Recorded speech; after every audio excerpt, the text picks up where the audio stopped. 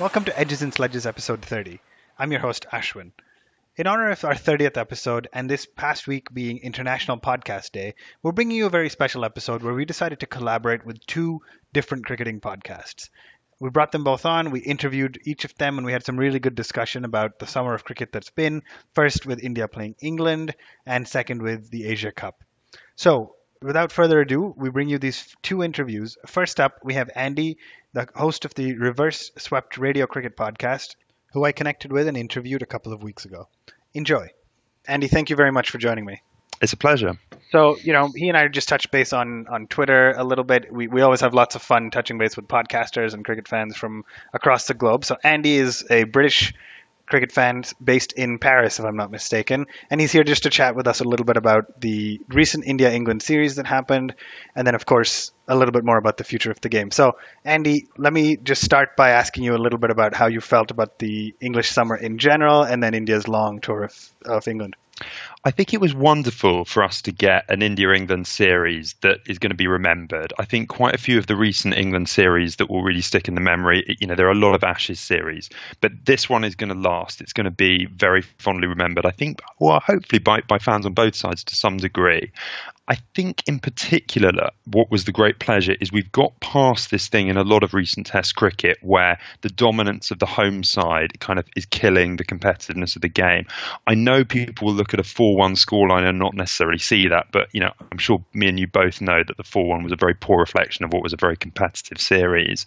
I think the real joy as well was just seeing that Indian bowling attack really adapt to English conditions. I mean, they bowled brilliantly, and that was to some extent what gave us such a competitive series. Yeah, I mean, I think that makes a ton of sense. A lot of people have been talking about how 4-1 wasn't necessarily reflective. I think that may be true, but I also think it was probably the right scoreline to reflect what we saw was probably 3-1 or maybe 3-2 at best. So I do think England deserved to win. Are there any highlights you took away from the English side? I mean, there was some great fast bowling. There was a couple of new faces. I thought one of the interesting stats was Curran, Waqas, Ali, all these folks who came in for their first match in the series ended up being the man of the match. So what's your reaction to the squad in general? It's been a strange series because actually, obviously, it's a wonderful result for England, but in many ways the problems that this England side has got remain unsolved.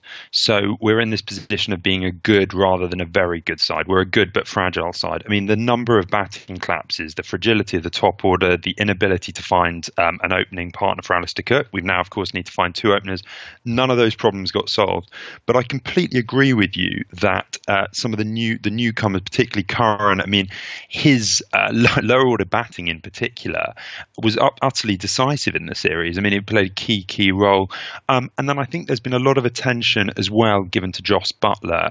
Ed Smith, as the New England selector, took a gamble on Jos Buttler. He was giving Test cricket to a player who, frankly, hadn't shown much interest in the longer form of the game.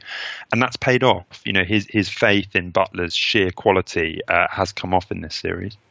So there's two things I want to ask you just based on what you just said. The first is you said we, of course, need to find two openers now. Is that a reflection on the future for Keaton Jennings? Obviously, Alistair Cook retired, but is that a future reflection on Keaton Jennings, or is that just you thinking he won't make the cut? Has there been something announced?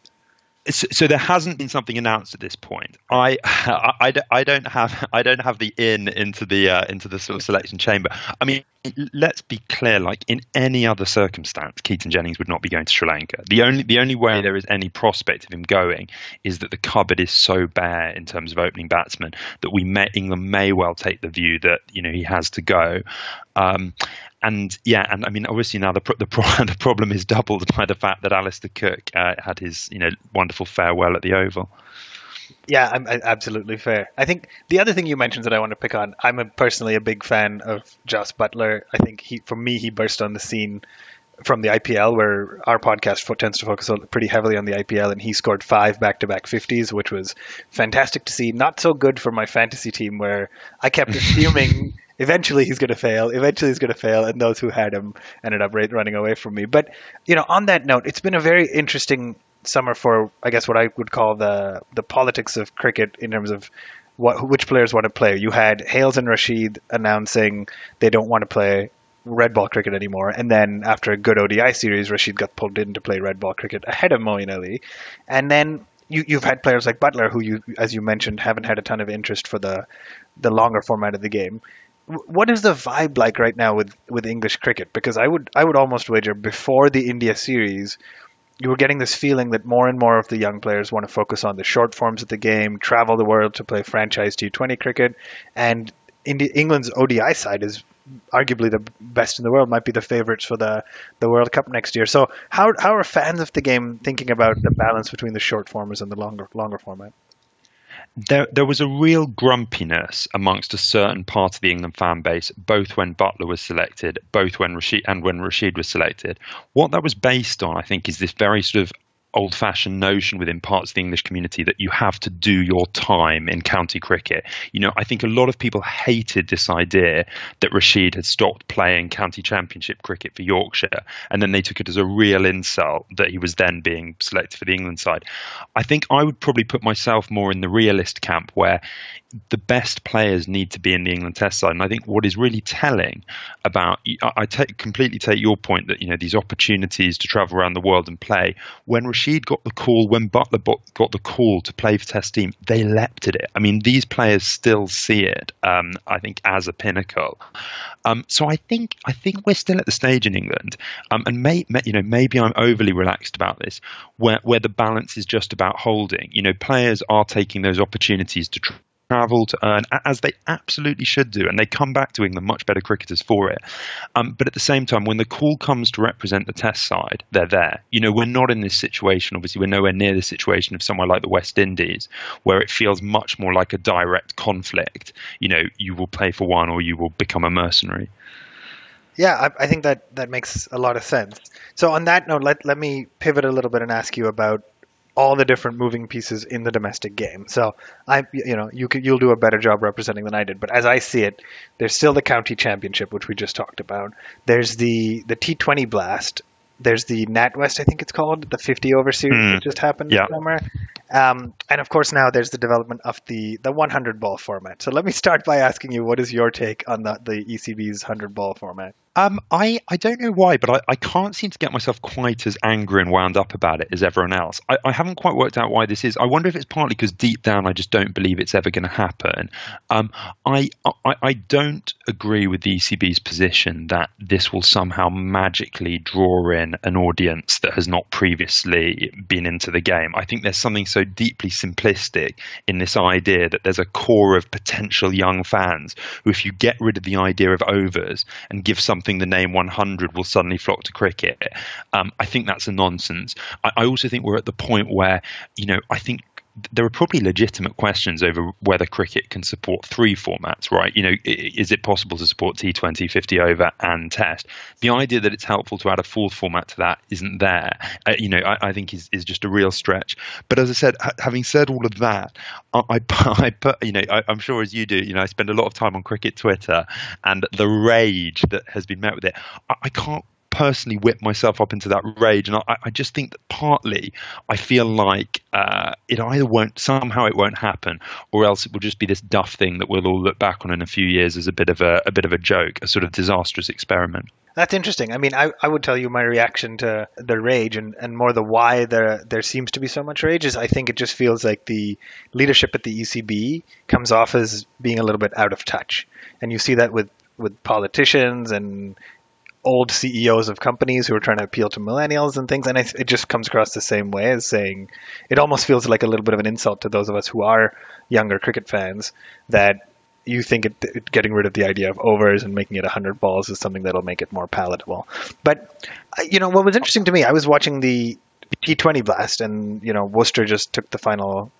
Just won the finals yesterday. Really, really good performances from Moeen Ali to Ben Cox to everybody. And it's hard to say practically, but watching on TV, the crowd seemed to be having an amazing time. There was lots of people, looked to be all age groups. They were singing. I mean, when they start singing Sweet Caroline and Hey Jude between overs, you can hear it full volume on the TVs. So is there really an issue of attracting young fans, or is that a perceived issue? Well, this you're absolutely right. And by the way, I think it's a wonderful comparison you make. This idea of the out-of-date CEO wondering how to appeal to millennials. I haven't heard that sort of metaphor before, but I think it's a really nice description of the ECB board and the 100. But yeah, this is one of the strongest arguments against the 100. I mean, the T20 blast is working. Crowd numbers go up each year. I think a lot of the starting point comes from IPL envy. And actually, it's not just IPL envy, it's envy now of the Caribbean League, the Big Bash. There is a deep-seated frustration in the ECB that they feel like England invented 2020. I mean, that's an aside. I don't think anyone really invented 2020, but they feel they invented it. And now they look at all these other global leagues that have gone so far beyond. The T20 blast is not the sort of financial juggernaut in the way these other leagues are, but it's perfectly, successful. I think the other thing the ECB have to be really careful about is, I know the county system can seem very archaic and out of date to a lot of people, but there are very clear loyalties there. And the moment you start going down this route of, having sort of big city teams, which somehow always appeals to people who want to reform the game. They always somehow think that if we have kind of London v Birmingham, that'll somehow solve all of England's cricket's problems. I've never really got that again. It's a sort of it's a rebranding thing, and the counties do have strong allegiances and strong loyalties. And you're absolutely right. That was beautifully exhibited yesterday. And you also see with Moeen Ali, someone who cared. I watched both how well he played, but also in the interviews afterwards. It meant a lot to him, even for everything he's achieved in the summer he's had. It meant a lot to him to effectively get Worcestershire over the line in that game. Yeah, I mean, it was fascinating to see. I absolutely loved watching it. I would be sad to see if that goes away. So, two final questions for you. The one is, we're a ways away. The World Cup is next summer, about 9 months away in England. I would wager, as we sit today, with the likes of Roy and Hales at the top, Butler and Stokes, and then of course Root in the middle. England's one of the favorites. Do you see it that way? What are the quick things you think England needs to do to get to that, if not? If we're going to win a World Cup, I think we've never had a better chance than now. I mean, for the first time ever, really, in the last few years, England took 50 over cricket seriously. For years and years, it was seen as like the poor cousin of the Test team. There was never a proper strategy. There was never like a coherent selection policy. And also, I mean, we saw it in the more recent World Cups. The world just moved on and we didn't. You had teams posting 300, 350 scores, and we had Jonathan Trott going at a run a ball, and we finally caught up now. So I think home advantage. I think. Sorry, your question was about what we need to do. Right now, we're there. I hope that doesn't sound sort of arrogant. I mean, we have a world class side. That the pieces are all in place. They've really just got to deliver. I mean, I would echo that. I think the only issue the English side has is 13 or 14 good players and picking which 11 actually make the cut, which is a good problem to have. Finally, Andy, just before we wrap up, I wanted to ask you a little bit more of a personal question.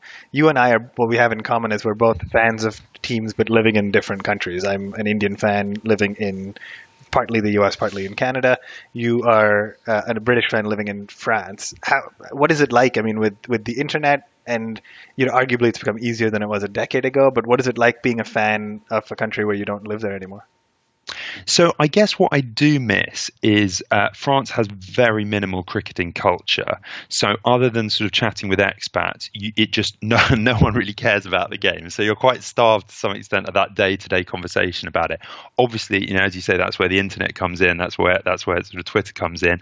On a really practical point, it leaves me with massive envy when I see something like the fifth test, because I used to live within a very short bus journey from the Oval.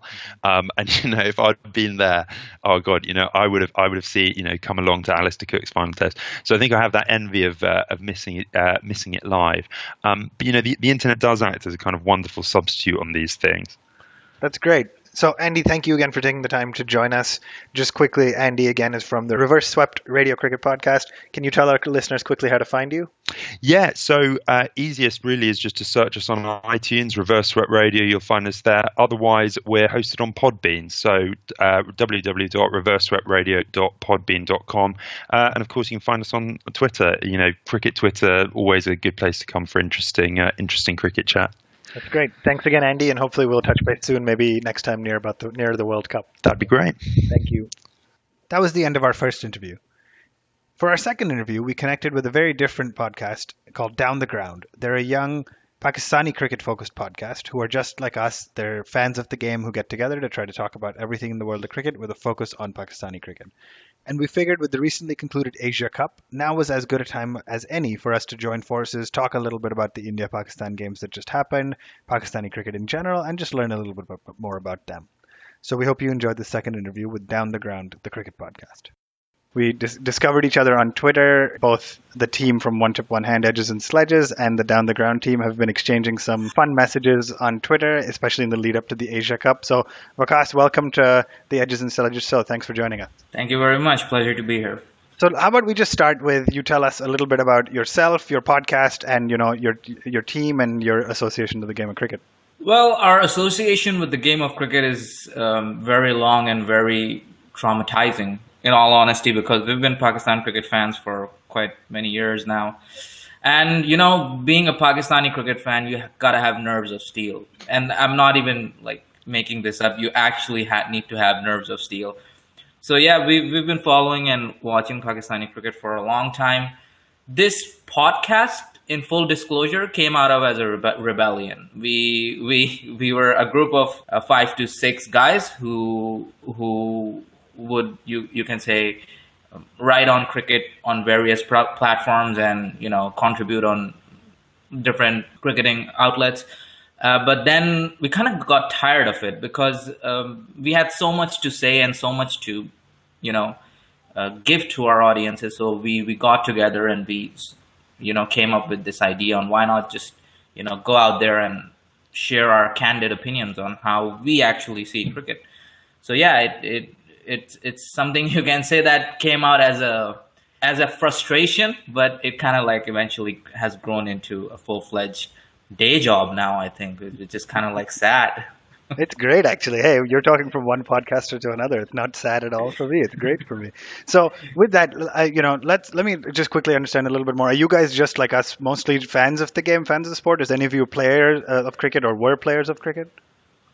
I wish we were player of cricket. I mean, that we'd get a much bigger echo chamber if we were players of cricket, but sadly we're not. And it's not that we're not players, so it doesn't or anybody who's not a player shouldn't have that, you can say, opinionated view of cricket. It's I think a wrong line of thinking. I know a lot of people in the media and in other mainstream, you can say, echo chambers, they kind of put this out there that, oh, we've been in cricket for so many years, what have you guys done? But if you see the world that way, then nobody can critique anything regarding any other stuff, right? So we've been watching cricket, we've been following cricket I personally have been following cricket for over 2 decades. So I mean, as a fan, I think that we do bring some sort of valued input into the game, and that's how we take it. And I mean, podcasting isn't some earth-shattering, we're not setting some new gold standards here. So I'm pretty sure it's all in good fun. Yeah, as long as everybody's enjoying it. Hey, for what it's worth, I'm not at all a player of the game, but I'm also a huge fan. So I'm 100% on the same page as you. I would be lucky to maybe play a 20 over tennis ball match, but still not be very good. But I love the game. The working term being lucky. Exactly, lucky. You need a lot of that to play the game. So, all right, you mentioned a little bit about nerves of steel. Let's talk a bit about where Pakistani cricket is in general right now. From the 80s and 90s maybe, when it was really a force to be reckoned, some of the names and some of those players, especially as an Indian fan, I remember in the 80s predominantly Pakistan was beating India in the vast majority of games, sort of that way through the 90s. Then in the early 2000s, India started to strengthen in limited overs cricket especially, and kind of from the late 2000s into the 2010s, you started to see a little bit of what the world calls a little bit of a decline in Pakistani cricket. And if that's not a fair statement, let me know. But walk us through at least the last, call it 4 to 5 years of being a Pakistani cricket fan. How has it been, and what do you think has been really going on? We've heard this question many times. People have put forth these questions a lot of times, that what went wrong? It just boils down to the fact, what exactly went wrong that we're here right now, that we are struggling in most forms of the game. And I mean, being a Pakistani fan, it kind of hurts to say this out loud, but we're not the best team out there, right? The thing is, previously, when I was in my childhood, when we were watching cricket, Pakistan used to, you can say, rely on a lot of sheer brilliance, sheer individual brilliance. Players who were just outrightly, ridiculously talented would just bank on their ability to change a game within a blink of an eye. But what people fail to realize is that cricket back then was not as professional and not as, you can say, data driven as it is right now. Everything today is based on professionalism, an athlete putting in the necessary hard yards, and you can say number crunching, and all these sort of scientific things have come into the game, and that has made the game more professional. Sadly, in Pakistan, we have not realized this aspect of the game. We have kind of stuck with our past, you can say, traditions of how we play the game, that, oh, somebody's going to come in and somebody's going to save the day. That clearly doesn't work these days. And because we've had that mentality, a lot of things have not been developed, like the grassroots structures, like there has been a lot of, you can say, like, for example, Pakistan's premier domestic tournament is Qaid-e-Azam Trophy, which is like the Rajni Trophy of India, right? And if you look at the state of the pitches, it is horrendous, to say the least. Like, teams are getting bowled out for 88 or 50 runs or under 100 runs. And these are the sort of things that the management and that the administration of the PCB need to look in. But because they've been in this state of a, you can say, time delay, where they say, oh, in international cricket, Wasim Akram, Vicky Bhai, or Shoaib Akhtar, or Inzamam, or these people will just come and save the day. They kind of like have fallen back. And that's why what we're seeing today here is that other countries have heavily invested in their grassroots levels, culminated that into a structure, and then, they're reaping the rewards right now. Even in the case of Bangladesh, if you look at them, they've come from being a very, I'm not going to use this term minnow, but like a team that wasn't beating the big boys, and then now they're competing at the highest level tooth and nail. So, yeah. So that's very interesting analysis. Thanks for sharing. I know you mentioned the grassroots has been a little bit weak. Do you feel like it's starting to shift into the right direction? I know the Under-19 Asia Cup is on now. You guys are following that pretty closely. Are there positive signs, or you think there's still a long road ahead? I mean, structures, Ashwin, structures aren't made overnight. I mean, it takes years and years of implementation, management, and honesty. Let's put it simply. So, yeah, things are in the right direction. I mean, there are competent people now in the PCB with the new administration. I mean, I say there was competence in the previous administration as well. So things were going in the right direction since the last couple of years. But before that, it was just like, the wild, wild west. Anybody would come just, and do their stuff. So, yeah, but it's going to take time. I mean, if people expect that, I understand the Pakistani, you can say, fan base, they went through a Champions Trophy high. So they kind of like expect that same level of performance by the team. But the fact is that those 4 games that we won, I'm not going to say they were a fluke, but like a lot of things went our way that under normal circumstances could go either way. So yeah, but it's going to take time. It's not easy. Got it. So I was going to ask you about this, but it sounds like you're saying Champions Trophy was, I mean, it was a good performance, but it was more like right place, right time. Everything kind of worked out than it was a structure. Everything kind of worked out. Yeah, everything kind of worked out, and the players who we expect, like for example, Hassan Ali came out of nowhere and then started taking wickets. Like before the Champions Trophy, he was performing reasonably well, but he didn't come into his own.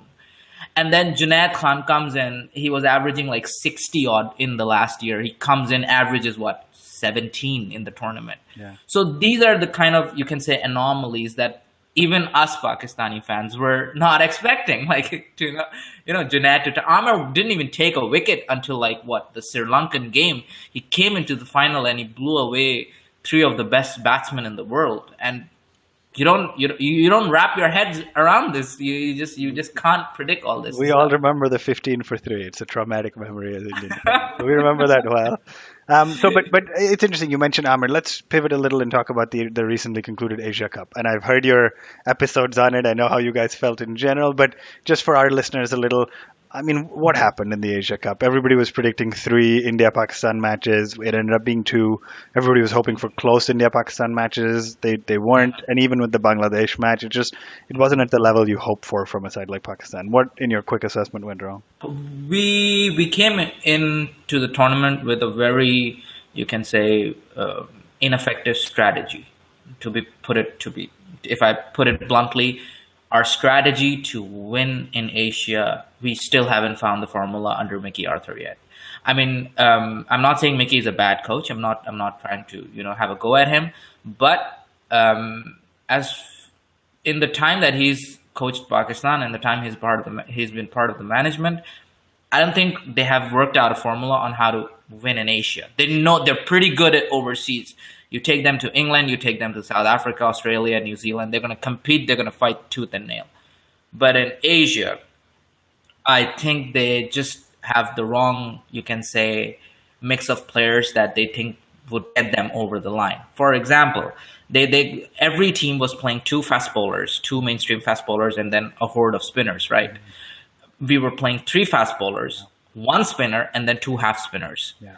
These are the technical, you can say, misjudgments which Mickey kind of like did. Or I'm not going to put the blame entirely on Mickey. It lies on the captain as well, and the players themselves were not up to form. Plus, a lot of people like Fakhr was out of form. Sarfaraz probably never showed up in the entire tournament. We had only 1 batsman firing, and 2 batsmen firing, and that was Imam and Malik. And Ashwin, let's be honest here. You don't win tournaments by having 2 guys perform in a team of 11, right? Yeah. So yeah, it was a blip in you can say in the fact that we expected more, but things happen. I mean, at the time it was hurting and we were very angry, but when we sat down and analyzed it, I mean, it did kind of make sense given what we went into the tournament with. Got it. I think that's very helpful perspective. We're about just under 2 weeks away from Australia touring the UAE to play a couple of test matches against Pakistan. What is your, it's worth noting it's not 100% full strength Aussie side with, of course, Steve Smith and David Warner still serving out their band. What's your prediction for that series?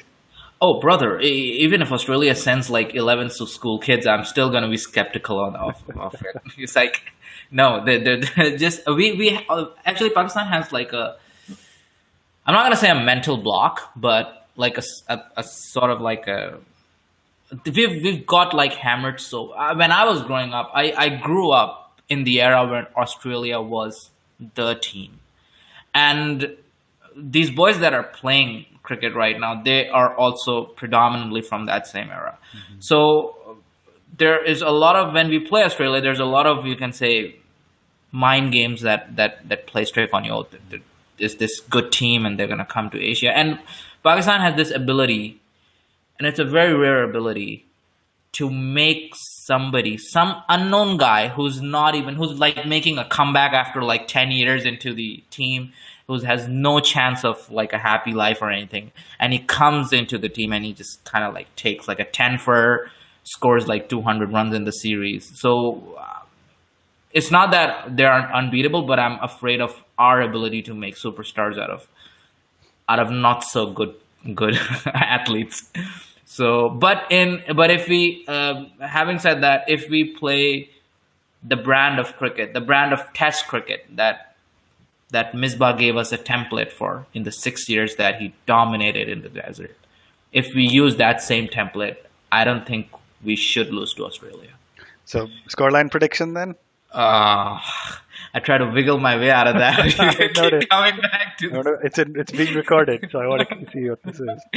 I'll say we'll win the first one, and then we don't have the capacity to draw, so we'll mess up the second game. So 1-1. You heard it here first. All right. A couple of last questions for you before we wrap this up.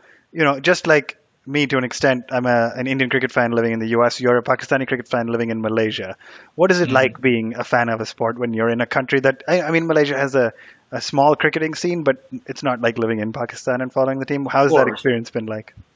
That experience feels like, when you're the nerd kid in a party, and then you just start talking about computers, and everybody just looks at you and gives you that look that, oh my god, you're so strange. So it's kind of like that feeling. I used to play club cricket in Malaysia about like a year or so back. Then I got busy with work and everything, but back then I was coming on the monorail to my apartment, and and I was carrying a cricket bat, and everybody got scared because Yeah.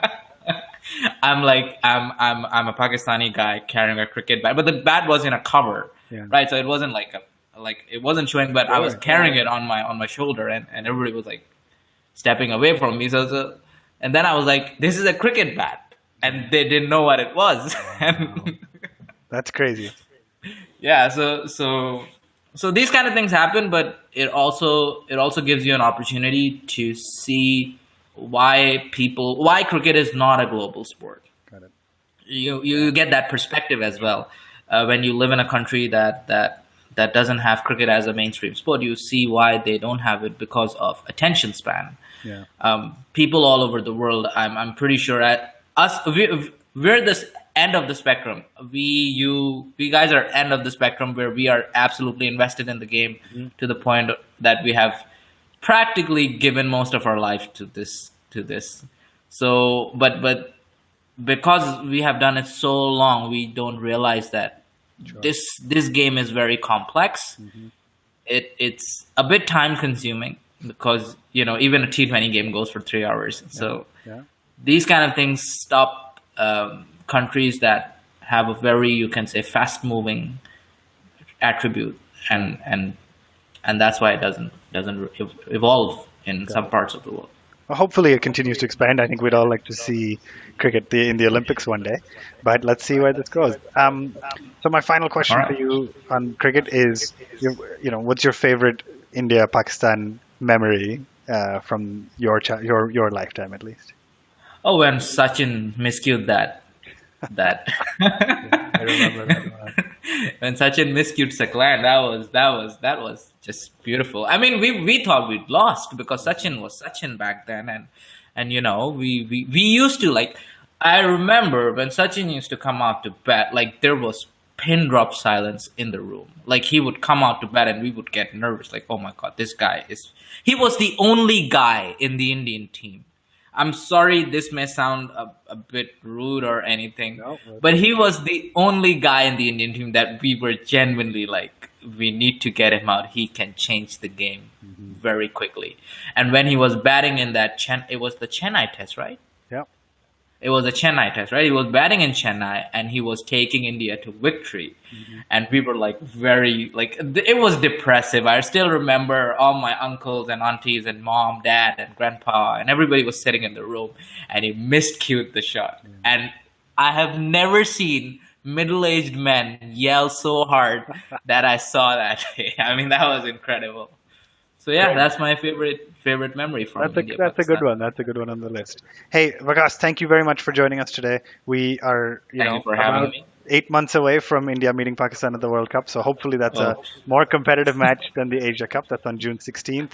Just before we wrap up, if our listeners want to hear more from you guys, how can they find you? Well, we are on Podbean, so they can tune in to the Podbean app, or they can just run a search on Down the Ground at the Podbean website, or they can follow us at Twitter at twitter.com/down the ground, which is Down the Ground TW. And we have our Facebook page, which is facebook.com/downtheground. So you can, catch all the episodes there. We do have a YouTube channel as well. So if you follow our social media accounts, then hopefully you'll get a link to that as well. So yeah. Great. Thank you very much for joining us again. Hopefully we'll do this again sometime. And that's it. That wraps up episode 30 of Edges and Sledges, the cricket podcast. We had a great time collaborating with two very different cricket podcasts. It was fun to talk to some new people, and hopefully you enjoyed their perspective too. As always, help us spread the word. Send us a message. Send us in questions for future episodes, any suggestions. We love to hear from you. We're on Twitter, Facebook, and Instagram, all at One Tip One Hand. That's the number one TIP, number one hand. And you can also visit our website, onetiponehand.com. We hope you enjoyed the special episode. Next week, we're back with a normal episode with myself, DJ, and Varun. Until then, goodbye.